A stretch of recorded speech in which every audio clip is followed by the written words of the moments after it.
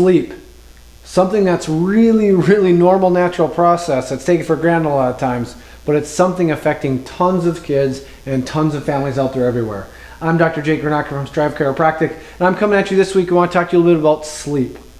One thing we see a lot of with infants on their office and kids in general is that they're coming into our office and having these things where they're not sleeping very well. I want you guys to know something. Number one, this is a common occurrence. We see it a lot. You probably talk to a lot of friends and coworkers that talk a lot about this issue as well. So you know that it's common, but that doesn't mean it's normal. This isn't something that should be happening to your child, even though it's something at the office in the break room. It's pretty common around your group of friends. It's not normal. It's a warning sign that something else is going on in the body. Now, sleep can be something that affects the mood of these children. It's a lot of times when they're brought in here, it's affecting their mood.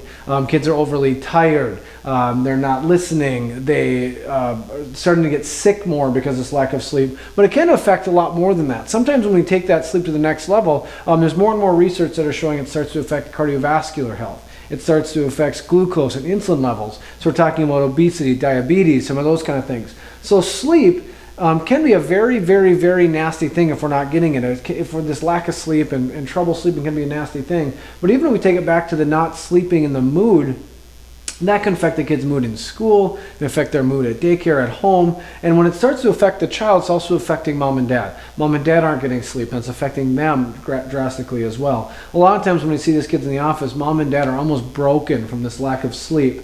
So to take that and wrap it around is, what can we do about it? Now, like I mentioned, a lot of times it's a warning sign. It's a warning sign that something else is going on. And what happens is, if we take this even back to the birth process, especially when we're talking about with infants, is just during the birth process itself, what happens is 60 to 90 pounds of axial traction or pulling is put in that baby, and it causes a lot of disturbance in these neurological centers located at the base of the skull, up in the upper cervical spine.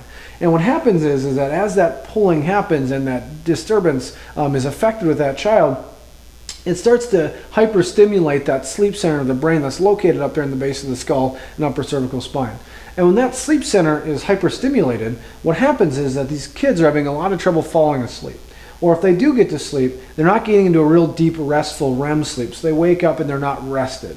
They may wake a lot during the night. The slightest disturbance can wake them up. A change or rollover can wake them up. And these kids are getting real broken sleep if they are getting sleep at all. So what happens is that these are the things that we're seeing walk into our office, and we have to start unwrapping that puzzle and start unrolling it, what's going on, why that's happening, and if this neurological disturbance up there is what in fact is causing this, and if that is, where exactly is it happening, so we can start taking care of it. And that process in our office starts with the scans. We're taking a full set of neurological scans to see if we can map that out and see where that's coming from. It's part of our whole first visit process. And we walk them through the whole process of a history exam, scans if we need them, and all that kind of stuff. So if you're out there and you're thinking, wow, this sleep stuff is really affecting my child, or really affecting our family, or our neighbors, our coworkers, someone that I love and care about, if it's affecting them, pass this information along, share this video with them, because if that sounds like you, you need to call us, and you need to get that child in here to get checked. Because that first visit, like I mentioned, we'll take them and walk through everything, the full history, scans, exam, to see if in fact this is what's going on with that child, and if in fact we can help them. And if we can help them, we'll sit down neatly, we'll go over what that looks like, we'll talk through the scans, map out a plan of action, so that your child is back on that path of sleeping very soon. So to wrap it all up, this sleep stuff is a big deal. Make sure if it's affecting you or someone you love, you give us a call today, get your child checked, and let's get them started on the path to being a better sleeper. Thanks, guys. We'll see you next time.